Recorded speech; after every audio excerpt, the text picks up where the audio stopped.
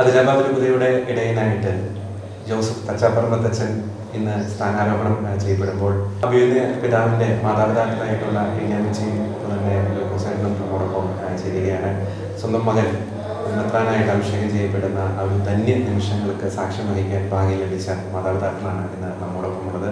Joseph അച്ഛൻ ഇന്ന് അഭിയുന്ന പിതാവായിട്ട് ഉയർത്തപ്പെടുമ്പോൾ ഈ മാതാപിതാക്കൾക്കുള്ള സന്തോഷം നമുക്ക് അവരിൽ നിന്ന് ചോദിച്ചു. പിതാവായതിനോട് കൂടി നല്ല സന്തോഷം. ചെറുപ്പം മുതലേ പള്ളിക്കൂടത്തിൽ പോകുമ്പോഴും എല്ലാവരെയും കൂട്ടിക്കൊണ്ടൊന്ന് പോകാനായിട്ട് ഇച്ചിരി ദൂരമുണ്ട് പള്ളിക്കൂടത്തിൽ പോകാൻ. അപ്പം എല്ലാവരുടെ ഇളയത്തുകളൊക്കെ വരുമ്പം ഇവരുമൊക്കെ അവരുടെ ഇളയത്തുകളാണ്. അവരെയൊക്കെ കൂട്ടി വീട്ടിൽ വരാറാകുമ്പോഴത്തേക്ക് ഇവരെല്ലാവരും ഒന്നിച്ച് വരാൻ വേണ്ടി അവിടെ നിൽക്കും. അപ്പം എന്തിനാ അവരൊന്നും ഞാൻ ആവശ്യപ്പെട്ട് ചോദിക്കും. അത് കേൾക്കാൻ കഴിയാഞ്ഞിട്ട് പുള്ളിക്കാരൻ അവിടെ നോക്കി നിൽക്കും. ഇവരെല്ലാവരും കൂടെ അമ്മച്ചി പറയും, അമ്മച്ചി ഇവരെല്ലാവരും വഴിയിലൊക്കെ അവിടെ നോക്കി ഇവിടെ നോക്കി അവരുടെ മാവേലിൽ നോക്കി ഇവരുടെ മാവേലിൽ നോക്കി ഞാൻ വിളിച്ചാലൊന്നും വരികയില്ല. എന്നാലും ഞാൻ അവരെ വഴക്ക് പറയും.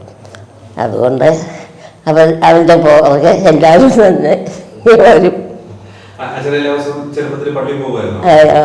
ചെറുപ്പത്തിൽ ഇച്ചിരി ദൂരമുണ്ട് പള്ളിയിൽ പോകാൻ. എന്നാലും ഞാൻ പറഞ്ഞു വിടുവ് കുടിച്ച് ആദ്യ വെള്ളിയാഴ്ചയൊക്കെ പോകുന്നതിനൊക്കെ ചില ഇവരെല്ലാവരും ആദ്യ വെള്ളിയാഴ്ച പള്ളി പറഞ്ഞു വിടും. ചെറുപ്പം മുതൽ ഒരു ആത്മീയത ഉണ്ടായിരുന്നു. എല്ലാ ദിവസവും പള്ളി പോകണം, പ്രാർത്ഥന ചെയ്യണം, മറ്റുള്ളവരുടെ വളരെ സ്നേഹമായിട്ട് ഇടപെടുന്ന ഒരു സ്വഭാവം ഉണ്ടായിരുന്നു. അത് ഏതാണെങ്കിലും മുന്നോട്ട് വർദ്ധിച്ചു വന്നു. അങ്ങനെ ഒന്നാമൻ മിഷനറി ആകുന്നുണ്ട്, അങ്ങനെ പോകുന്നു. അത് കഴിഞ്ഞ് ഇവിടെ വന്ന് ഈ മിക്കവാറോടെ വരുവാൻ വന്നാലും തിരിച്ച് വീട്ടിൽ വരും. ഞങ്ങൾ തമ്മിൽ അങ്ങോട്ട് അവിടുത്തെ വിശേഷങ്ങളൊക്കെ പറയും, ഞങ്ങളുടെ വിശേഷങ്ങൾ തിരക്കും, ഇപ്പോഴത്തെ കഷ്ടപ്പാടുകളൊക്കെ പറയും, ഞങ്ങളെല്ലാം കേൾക്കും. അങ്ങനെ ഇവൻ ഏതാണേലും അവസാനമായപ്പോഴത്തേന് ഞാൻ ബിഷപ്പാകാൻ പോകുന്നു. ഇത് കേട്ടപ്പം ഞങ്ങൾക്ക് വലിയ സന്തോഷമുണ്ട്. അച്ഛൻ ഈ വൈദിക ജീവിതം തെരഞ്ഞെടുക്കുമെന്ന് നിങ്ങളോട് പറഞ്ഞൊരു നിമിഷമുണ്ടല്ലോ, അപ്പൊ അന്ന് പറഞ്ഞ സമയം എന്തായിരുന്നു നിങ്ങളുടെ മനസ്സിലേക്ക് വന്നത്? കൊച്ചിനെ കൊണ്ടുപോകാനായിട്ട് ഒരച്ഛൻ വന്നു. അച്ഛൻ്റെ കൂടെ ഞങ്ങൾ പറഞ്ഞു. ചാക്കോച്ചൻ വൈദികൻ, ചാക്കോച്ചൻ എന്ന് പറഞ്ഞൊരു വൈദികൻ വീട്ടിൽ വന്നു. ജോസഫ് ബെൻ പോരാ സമ്മതമുണ്ട്, ഞങ്ങൾക്ക് തന്നെ അഭിപ്രായം ചോദിച്ചു. ഞങ്ങൾ പറഞ്ഞു ജോസഫിന് മനസ്സാണ്, ഞങ്ങൾക്ക് മനസ്സാണ്, ഒന്ന് പോട്ടെ, അത് ഞങ്ങൾക്കൊരു ഭാഗ്യമാണ്. അങ്ങനെ വിട്ടു. അവിടെ വന്ന അച്ഛൻ ചാക്കോച്ചൻ പറഞ്ഞു, അങ്ങനെ നിങ്ങൾക്ക് മനസ്സാണെങ്കിൽ ഇന്ന് നമ്മുടെ വാഴവരെയുള്ളൂ, ഞങ്ങൾക്ക് പെടുന്നൊരു 6 കിലോമീറ്റർ അകലെ ബസ് വരുള്ളൂ. അവിടുത്തെ ഇരുന്ന ബസ്സിന് വരുമ്പോൾ ആ ബസ് കയറി കിട്ടാതെ ഞാനത് കാണും എന്ന് പറഞ്ഞു. ഞങ്ങൾ അവിടുന്ന് വീട്ടിൽ നിന്ന് കൊണ്ടുപോകാൻ സാധനങ്ങളൊക്കെ കൊണ്ട് അവിടെ ബസ്സൊക്കെ കയറ്റി അവിടെ ചെന്ന് അച്ഛനുണ്ടായിരുന്നു. അച്ഛൻ ഞങ്ങൾ ഏൽപ്പിച്ച് വിട്ടു. അവർ സന്തോഷമായിട്ട് പോയി വരാമെന്ന് പറഞ്ഞു പോയി. പിന്നെ അവധിക്കാലത്ത് വരുമായിരുന്നു.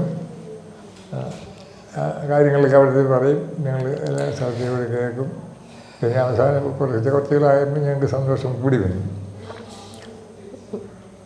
നല്ല രീതിയിൽ അവർ പ്രവർത്തിക്കുന്നുണ്ടല്ലോ എന്ന് കേട്ടും പ്രതീക്ഷിച്ചതിൽ കൂടുതലായി നന്നായിട്ട് അവിടെ പ്രവർത്തനങ്ങൾ നടത്തി മറ്റുള്ളവരോട് പറയും, അവരെയൊക്കെ പ്രേരിപ്പിക്കുകയും ചെയ്തുകൊണ്ടിരുന്നു.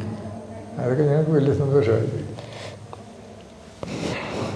എനിക്ക് ഒത്തിരി സന്തോഷം അന്നും ഉണ്ടായിരുന്നു, ഇന്നും ഉണ്ടായിരുന്നു. പോയപ്പോൾ എൻ്റെ കുഞ്ഞിന് ആരും ഇല്ലല്ലോ, ചില കാപ്പി ഞാൻ കൊടുക്കുന്ന കൂട്ട് ആരും കൊടുക്കും എന്നൊക്കെ ഞങ്ങൾ രണ്ടുപേരും കൂടെ പറഞ്ഞു. അതെങ്ങനെയെങ്കിലുമൊക്കെ അവർക്ക് കൊടുത്തോളും എന്ന് അച്ഛാ പറയും. ഞാനും അത് കേട്ട് വന്നിരിക്കും. പിന്നെ അവധിക്കാരനൊക്കെ വരും. അങ്ങനെയൊക്കെ വന്ന് പോകാൻ നേരം ഇറങ്ങുമ്പം ഞാൻ സങ്കടപ്പെട്ടെ ഇങ്ങനെ എവിടെയെങ്കിലും അമ്മച്ചി സങ്കടമൊന്നും വെക്കണ്ട, ഞാൻ ഒരു ഉമ്മ തരാം, എന്നാലും സങ്കടം എല്ലാം പൊക്കോളും എന്നും പറഞ്ഞ് വണ്ടിയെ കയറി പോകാൻ തുടങ്ങുമ്പം ഓടി വന്ന് 2 ഉമ്മ. അപ്പം ഞാൻ അവൻ്റെ സഹോദരന്മാർ കുഞ്ഞുങ്ങളുടെ അവിടെയൊക്കെ പറയും, അപ്പോൾ ഷിജുവിന് വേണ്ടിയുടെ പാത്തില്ലേ, ഷിജുവിന് വേണ്ടി വെറുതെ ചേട്ടൻ്റെ മക്കളൊക്കെ അനിയൻ്റെ മക്കളൊക്കെ അവിടെ കണ്ടപ്പം അവരെല്ലാവരും പ്രാർത്ഥിക്കും. അവരുടെ പേർക്ക് നമുക്ക് ഷിജുവിന് വേണ്ടി പ്രാർത്ഥിക്കാം കേട്ടോ. ഇപ്പം വണ്ടിയെ കയറി പോവുക, ഇപ്പം വണ്ടിയിലായിരിക്കുന്നത്, നമുക്കതിന് പ്രാർത്ഥിക്കാം പറഞ്ഞാൽ അവരും കൂടെ ഞങ്ങളുടെ കൂടെയൊക്കെ എല്ലാവരും അന്നത്തെ പ്രാർത്ഥനയിൽ ഫലം കണ്ടു.